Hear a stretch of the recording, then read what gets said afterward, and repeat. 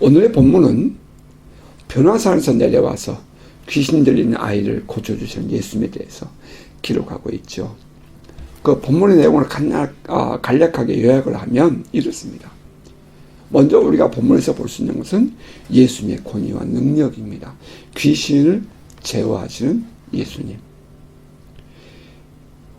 본문 9장 30절은 이렇게 말해요. 이에 데리고 오시니 귀신이 예수를 보고 곧 그 아이로 심히 경련을 일으키게 하는지라.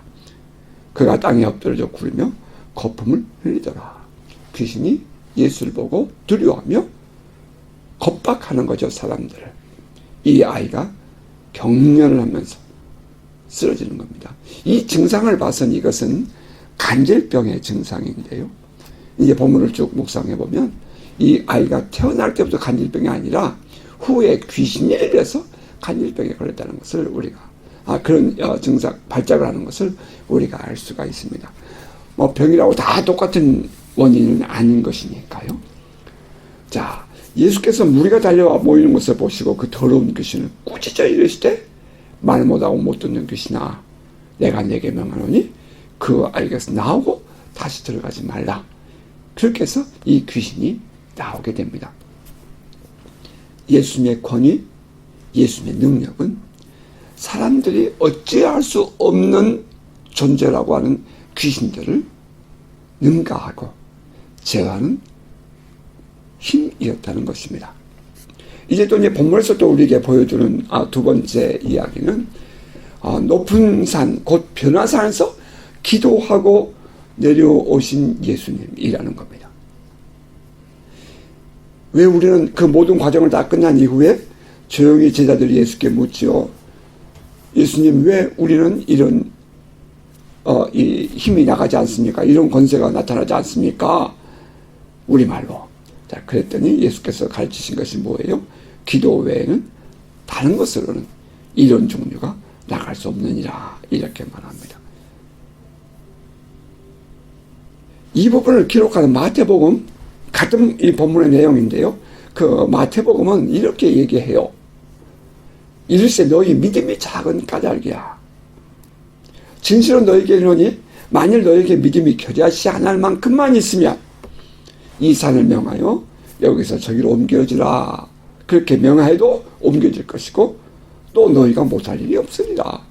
같은 본문을 기록하고 있는 내용에서 마태는 예수님이 믿음에 대해서 얘기했다. 이렇게 얘기하고 있고요. 그리고 이 마가는 기도에 대해서 얘기하고 있다 하는 것을 우리가 볼 수가 있겠습니다. 그런데 세 번째 이 본문에서 우리가 이해할 수 있는 것은 그 어린 아이의 아버지의 영성입니다. 이 아버지가 처음에 예수께 아이를 데려올 때는 기대감이 있었어요. 기대감이 믿음이죠. 그런데 막상 와서 보니 선생님이 계시지 않았습니다. 그러자 그 예수님이 계시지 않자 그 제자들에게 자기의 아들을 고쳐달라고 부탁을 하지 않습니까? 예수께서 와보니까 지금 서기관들과 제자들이 변론이 일어나고 있었어요. 뭐 서기관들이 변론을 일으킨 것은 어차피 이 제자들이 귀신을 쫓아냈든지 못 쫓아냈든지 상관없이 지금 변론하러 온 사람들이니까 그건 말할 것도 없죠. 그런데 그때에 예수께서 묻잖아요. 너희가 지금 무슨 일을 이렇게 변론하느냐고. 그랬더니 그 무리 중에 한 사람이 툭 튀어나오면서 이렇게 말합니다.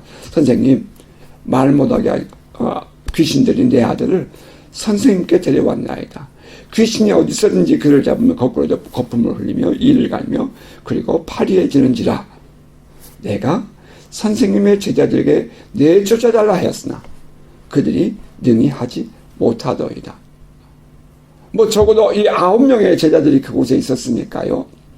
그 9명의 제자들이 얼마나 몸부림을 쳤겠어요. 왜냐하면 지난날 예수께서 이 12명의 제자들을 보내실 때에, 전도하러 보내실 때에 2명씩 짝지어 보내실 때에 그들에게 귀신을 제어하는 권세를 주시고 너희는 가서 하늘나라의 복음을 하나님 나라가 가까웠다고 외치라 이렇게 가르쳐 줬잖아요. 그래서 그들이 가는 곳곳마다 병이 고쳐지고 귀신이 쫓겨나는 그런 일들을 했었거든요. 그러니까 이 제자들은 그때는 됐는데 왜 안 될까 하고 더 몸부림을 쳤을 것 같아요. 그런데 결국 안 됐잖아요. 이제 그러다 보니까 이 아버지의 마음에 제자들이 못하는 그 과정을 겪으면서 서서히 그 안에 있는 기대감이 무너지기 시작하고 이제 부정적인 영성이 그 아버지를 사로잡게 됩니다. 이제 그러자 이제 실제로 본체, 그러니까 실제로 예수께서 그들 앞에 왔을 때에 이 아버지가 뭐라 그래요? 무엇을 하실 수 있거든 제 아들을 고쳐주세요. 이렇게 얘기한다는 거예요. 무엇을 하실 수 있거든 이 말 속에는 지금 그 안에 부정적인 영성이 가득 차 있는 거죠. 아니 지금 그 예수를 만나러 왔는데 그 예수가 자기 앞에 있는데 표현이 무엇을 하실 수 있거든 고쳐주세요. 이렇게 말했다는 것은 이 아버지의 영성이 이미 다 부정적인 생각으로 사로잡혔다 하는 것을 우리가 알 수 있는 겁니다. 이런 이 부정적인 경험들, 실패하는 경험들이 자꾸 반복되다 보면 우리의 신앙생활도 그렇게 빠져갈 가능성이 아주 높습니다. 자, 그랬더니 이제 예수께서 그 아버지에게 이렇게 말씀하시죠. 할 수 있거니 무슨 말이냐. 믿는 자에게 능하지 못할 일이 없느니라. If you can, 너 지금 나한테 그렇게 말했지. If you can, 내가 할 수 있냐고? 그리고 say Jesus, everything is possible for him who believes. 믿는 사람에게는 for him이에요. 믿는 사람에게는 모든 것이 가능하다. 모든 것을 할 수 있다. 믿는 사람을 위해서는 모든 것을 할 수 있다. 이제 그렇게 말하는 거죠. 그랬더니 그 아버지가 순간적으로 곧 그 아이의 아버지가 소리질러 이르되 내가 믿나이다. 나의 믿음 없음을 도와주소서 하더라. 이 과정 속에서 우리에게 무엇을 보여주고 있냐면은 예수님께서 친히 그 아이를 고쳐줄 수 있는 능력이 이미 그분에게 있음에도 불구하고 그 아버지의 부정적인 생각, 부정적인 믿음, 부정적인 영성을 고치시고 그 다음에 주여 내가 믿나이다. 나의 믿음 없음을 도와주어서 하고 고백하는 것을 들은 이후에 비로소 예수께서 고쳐주시더라는 거죠. 다시 말하면 우리의 믿음대로 되는 것입니다. 우리의 믿음대로 우리 안에 어떤 생각을 가지고 있는가? 과연 우리 안에는 그분에 대한 기대감이 있는가? 하는 그 믿음대로 우리의 인생은 그렇게 펼쳐지는 것입니다. 오늘 제가 여러분과 함께 말씀을 나누고 싶은 것은 바로 이 예수와 그 아이의 아버지의 대화 내용입니다. 예수께서 산에서 내려와서 보니까 그 안에 많은 변론들이 있었습니다. 언제나 그렇듯이 이런 변론, 이런 논쟁이 있는 곳에는 긍정적인 것이 없어요. 이 변론이 일어나는 곳에는 언제나 소망이 없어요. 이게 이제 우리들의 아픔이죠.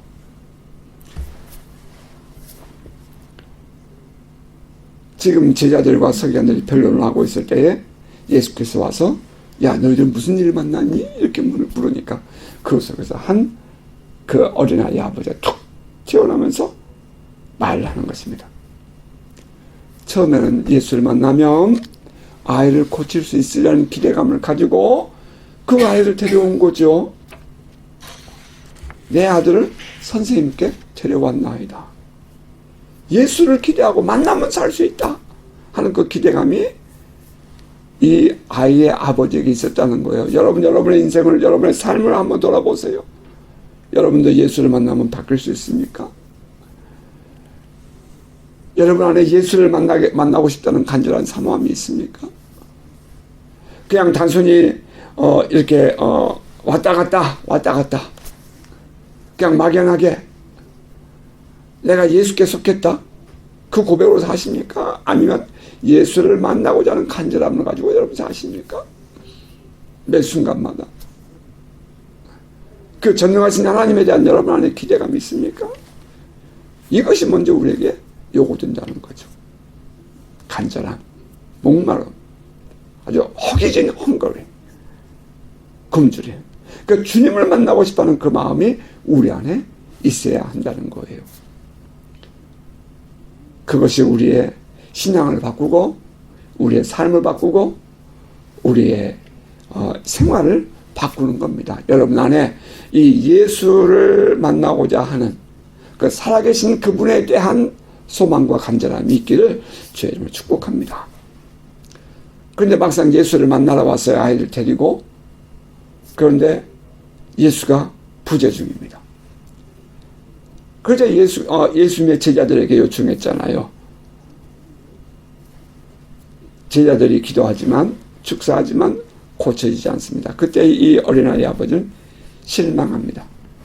내가 선생님의 제자들에게 내쫓아달라 했지만 그들이 능히 하지 못하더이다.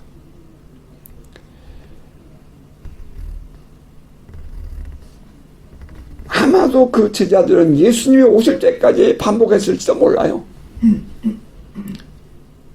그러나 반복해서 실패하자 그 아이의 아버지는 부정적인 영성에서 빠져가기 시작합니다. 사로잡히게 돼요. 그러자 결국에는 예수님을 만났을 때에도 그 부정적인 영성으로 고백을 합니다. 무엇을 하실 수 있거든 우리를 불쌍히 여기서 도와주옵소서. 자, 여기서 우리는 이 마가복음 5장에 12해 동안 혈류증을 앓았던 한 여인의 이야기를 우리가 돌아봅니다. 많은 사람들이 밀고 밀쳤습니다. 많은 의원들이 이 여인에게는 소망이 없다고 말했습니다. 그런데 이 여인이 그 사람들 속에 헤집고 들어가서 예수의 옷자락에 손을 만집니다. 성경은 말합니다. 그 순간 그 여인이 깨끗해졌다고. 누가 나를 만졌느냐? 의도를 가졌다는 것입니다. 아, 선생님, 많은 사람들 밀고 밀쳐서 그랬지요. 아니야. 누군가가 나에게 의도적으로 내 옷자락을 만졌느니라. 그러자 이 여인이 자기 몸이 거뜬하게 나은 것을 알고 예수께 나가게 됩니다. 밀고 밀쳐서 선생님께 닿았겠지요. 그런데 예수님은 아니다. 누군가가 나를 만졌느니라 이렇게 말합니다. 의도하고 만졌다 이 말입니다. 밀고 밀쳐서 스치는 것이 아니라 의도를 가지고 만졌다. 믿음을 가지고 만졌다. 기대감을 가지고 만졌다는 것입니다. 그때 여인이 예수 앞에 나와서 자격에 있었던 이야기를 다 합니다. 그러자 예수님이 이렇게 말씀하십니다. 딸아, 내 믿음이 너를 구원하였으니 평안히 가라. 내 병에서 놓여 강건할지어다. 내 믿음이 너를 구원하였으니 라고 말합니다. 밀고 밀치다가 예수의 옷자락 닿을 수 있지요. 그렇다고 해서 예수의 능력이 가는 것 아니라는 것입니다. 믿음을 가지고 만졌을 때에 예수의 능력이 그 여인에게 닿은 것입니다. 그 여인이 고침받은 그 동기 이유는 바로 그 여인이 가지고 있는 믿음이었습니다. 예수께서 딸아, 너의 믿음이 너를 구원했다. 이렇게 말씀하십니다. 우리 안에 어떤 믿음을 가져야 할 것인가? 우리는 어떤 신앙생활을 해야 할 것인가? 하는 것이 보여지는 것입니다. 또 한편 우리가 장차 또 볼 기회가 오겠습니다만 마가복음 10장에 보면 소경 바디메오가 여리고성 밖에 있다가 예수께서 지나가신다는 소문을 듣고 외치게 되지요. 나사렛 예수여, 다윗의 자손 예수여, 나를 불쌍히 여기소서. Son of David, have mercy on me. 나에게 긍휼을 베풀어 주소서, 나를 도와주소서. 그러자 예수께서 제자들에게 말씀하시며 저를 내게 데려오너라. 데려왔을 때 예수께서 묻지요. 내가 너에게 무엇을 해주기를 원하느냐? 예, 주님, 보기를 원하나이다. 그때 예수께서 하신 말씀이 가라, 내 믿음이 너를 구원하였느니라 하시니 그가 곧 보게 되어 예수를 길에서 따르니라. 성경은 이렇게 말합니다. 너의 믿음이 너를 구원했다. 너의 믿음이 너를 보게 했다. 너의 믿음대로입니다. 너의 믿음대로. 결국 우리들의 믿음에 따라서 응답을 받는다 하는 것입니다. 그런데 이 어린아이 아버지는 어떤 믿음이었죠? If you can, 무엇을 하실 수 있거든. 언뜻 보기엔 젠틀해 보이죠? 이렇게 믿는 사람 얼마나 많아요? 오늘 이 시대에도. 대부분의 사람들이 그렇지 않습니까? 여러분의 신앙은 어떻습니까? 하실 수 있거든. 응답해 주시면 감사하고 응답 안 되어도 어쩔 수 없는 거죠. 여러분 어떻습니까?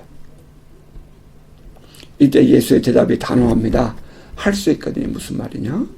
믿는 자에게는 능히 하지 못할 일이 없느니라. If you can, said Jesus, everything is possible for him who believes.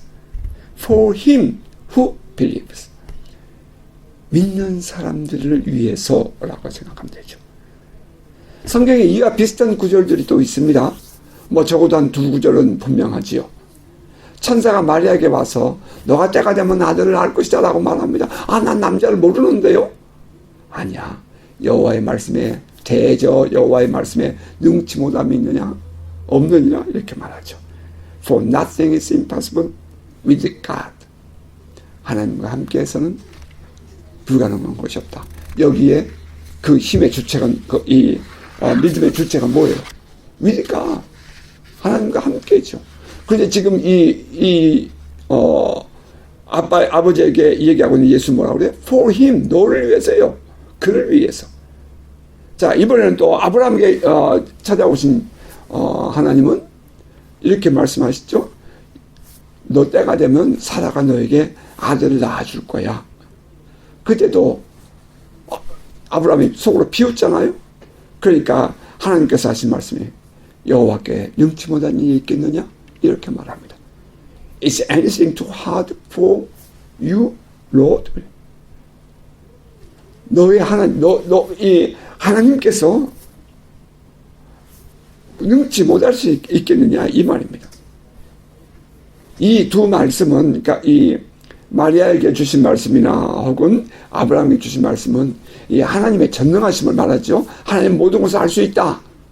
근데 이번에 이 반대로 이것은 거기는 하나님께 이렇게 포커스가 있다면 이번에는 예수님은 믿는 자에게 포커스를 두고 하는 얘기예요. Everything is possible for him who believes.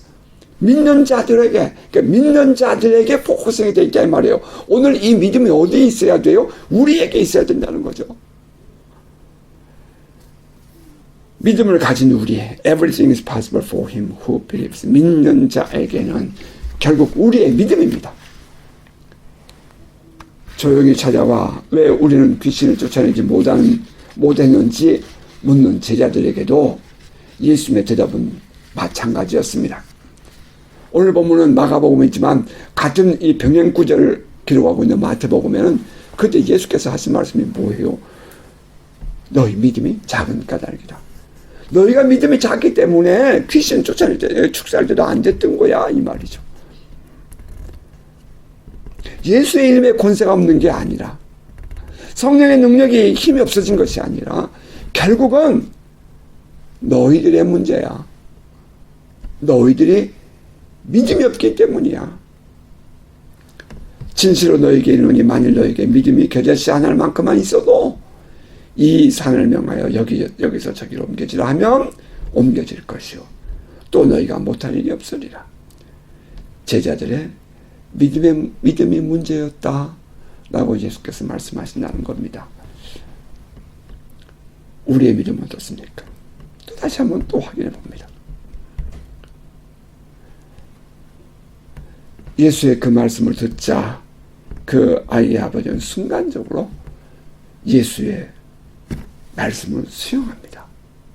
곧 그 아이의 아버지가 소리를 질러 이르되 내가 믿나이다. 나의 믿음 없음을 고쳐주소서. 9장 24절입니다. 마가복음. Immediately. 곧 the boy's father exclaimed, I do believe. 예, 믿습니다. Help me overcome my unbelief. 나의 믿음 없음을 극복할 수 있도록 나를 도와주십시오. 우리의 믿음은 때로는 긴 과정이 필요할 때도 있어요. 그러니까 큰 저수지에 물이 잠기기 위해서는 한꺼번에 내리는 폭우 홍수도 필요하죠. 그러나 그것만으로 만족할 수 없는 거죠. 매일 꾸준히 내리는 비로도 물이 모이는 것입니다. 우리의 믿음도 마찬가지예요. 때로는 꾸준히 우리가 성장하는 과정도 필요하지만 또 때로는 순간적으로 이와 같은 믿음의 변화도 요구되는 것입니다. 즉각적인 수용, 예수께서 말씀하셨을 때 그것을 즉각적으로 받아들이는 그 수용, 그리고 그에 따르는 순종, 그것이 우리의 믿음을 극대화하는 것입니다. 곧 이미디어틀리, 즉석에서 순간적으로 주님이 말씀하시자마자 곧바로 그런 뜻이 그 안에 들어있습니다. 그 곧이라는 단어 속에 순간적으로 이 어린아이의 아버지의 믿음이 리커버리, 회복되는 것이 들어있고요. 또 순간적으로 화들짝 새롭게 생성되는 그 믿음이 일어났음도 우리는 볼 수가 있는 거죠. 언제나 하나님의 기적, 하나님 나라가 우리의 삶에 침노하는 것은 이 순종의 결과랍니다. 말씀을 들을 때에 순종하는 거예요. 그때에 기적이 일어납니다. 정신을 바짝 차리고 이거 아니지. 순종하는 것입니다. 저는 이것을 예수께서 그 아이의 아버지를 고쳐주시는 내적 치유였다 라고 말하고 싶어요. 예수께서 그 어린아이를 고쳐주기 위하여 먼저 선행되는 것이 뭐냐면 바로 이 아이의 아버지의 내적 치유를 먼저 해주시는 것입니다. 믿음을 고쳐주는 거예요. 안에 감추어진 불신을 씻어내고 진정한 기적의 사람이 되게 하시는 주님의 치유, 그것이 그 아들을 치유하시는 주님의 방법이었습니다. 우리가 자녀들을 위해서 기도하잖아요. 우리가 우리의 자녀들을 위해서, 자식들을 위해서 기도해요. 여러분 무턱대고 여러분이 무조건 서포트하고 하는 것도 아니잖아요. 여러분이 기도하잖아요. 그때 주님이 우리에게 요구하신 것이 뭔지 아세요? 우리는 열심히 우리의 아이들을 위해서 기도하지만 주님이 우리에게 요구하신 것은 그 아이들에 대한 치유 이전에 우리 자신이 먼저 믿음이 성장해야 한다는 것입니다. 그래서 부모의 신앙이 중요해요. 우리 자신이 먼저 믿음이 변화되고 우리 자신이 먼저 믿음이 성장해야 그 다음에 그 아이에게 하나님의 손이 닿는다 하는 것이 오늘 본문에서 우리에게 가르쳐주고 있는 큰 사고의 틀입니다. 아버지 자신의 능력과 지혜로 되지 않음을 알기에 주님께 나왔잖아요. 그 아버지가 내 마음대로 할 수 없다는 사실을 인정하고 주님께 나왔잖아요. 목적이 분명해요. 그 아이를 고쳐달라는 것입니다. 그런데 주님은 아들이 아닌 아버지의 믿음을 먼저 치유하신 후에 아들을 고쳐주셨다 하는 것입니다. 여기서 우리는 오늘 우리들의 믿음 또 돌아봅니다. 나의 믿음에 나는 믿음의 기도를 하고 있는가? 나는 평소에 믿음의 영성 생활을 하고 있는가 하는 것입니다. 나는 내 삶에 진정으로 주님께서 개입하시고 돌보아주시고 주님께서 나의 모든 삶의 환경에 역사하시기를 사모하고 있는가? 내 자식들에게 하나님께서 진정으로 변화를 주기를 원하고 있는가? 그렇다면 주님께서 우리에게 물으시는 이 질문 앞에 우리는 솔직하게 고백할 수 있어야 할 것입니다. 야고보서는 이렇게 말했죠. 믿음의 기도는 병든 자를 구원하리니 주께서 그를 일으키시리라. 혹시 죄를 범하였을지라도 사하심을 받으리라. 그러면 너희 죄를 서로 고백하며 병이 낫기 위해 서로 기도하라. 의인의 간구는 역사하는 힘이 큼이니라. 엘리야는 우리와 같은 성정이 같은 사람이로되 그가 비가 오지 않기를 간절히 기도한 적 3년 6개월 동안 땅에 비가 오지 아니하고 다시 기도하니 하늘이 비를 주고 땅이 열매를 맺었느니라. 엘리야는 우리와 같은 성정의 사람이었죠. 그런데 그가 기도하니 비가 오고 그가 기도하니 비가 멈추는. 어떻게 비를 사람이 움직인다는 말입니까? 그런데 그 일을 할 수 있다. 이유는 뭐다? 의인의 기도. 믿음입니다. 문제는 믿음이에요. 믿음의 기도는 병든 자를 구원한다. 이렇게 말하죠. 내 믿음대로 너의 믿음이 너를 구원하였느니라.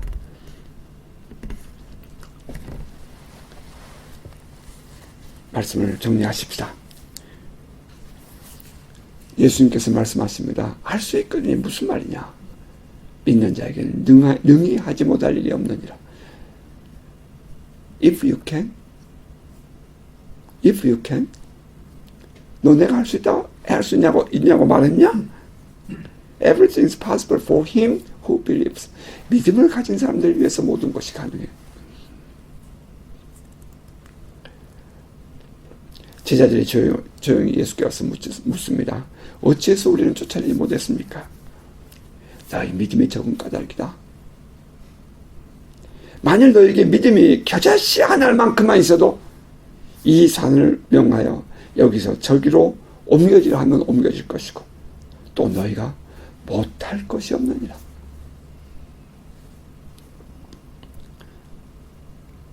같은 내용 여러분에게 말씀드렸죠. 마가는 이렇게 기록했다고요. 제자들이 조용히 예수께 물었습니다. 어찌하여 능히 귀신을 쫓아내지 못했습니까? 기도 외에는 이런 종류가 나갈 수 없느니라. 그렇습니다. 우리의 믿음과 기도는 뗄래야 뗄 수가 없습니다. 우리의 기도는 우리의 믿음을 성장케 하고 또 우리의 기도는 우리의 믿음을 자라게 합니다. 그것은 뗄래야 뗄 수 없는 관계입니다. 아울러서 우리의 믿음이 우리의 인생을 좌지우지 오른쪽으로 할 것이냐 왼쪽으로 할 것이냐 결정하게 될 것입니다. 우리들의 신앙생활은 우리들의 믿음에 달려 있습니다. 기도와 그 믿음을 정결케 하고 성장케 함도 잊지 마십시다. 궁극적으로는 전능하신 하나님께 있습니다. 모든 답은 다 하나님께 있습니다. 그러나 그 저수지, 그 하나님께 들어있는 그 모든 것들을 나의 삶에 누리는 것은 바로 우리 자신의 믿음에 달려 있습니다. 그 모든 것을 우리의 삶에 적용하며 사는 풍요로움, 그것은 결국 여러분 우리가 기도하고 살면 또한 그 믿음으로 살아가는 것입니다. 여러분의 믿음의 분량만큼 우리는 그 하늘나라의 보화를 누리게 될 것입니다. 믿음의 분량만큼. 결국 우리들이 가진 믿음이 우리의 신앙의 답입니다.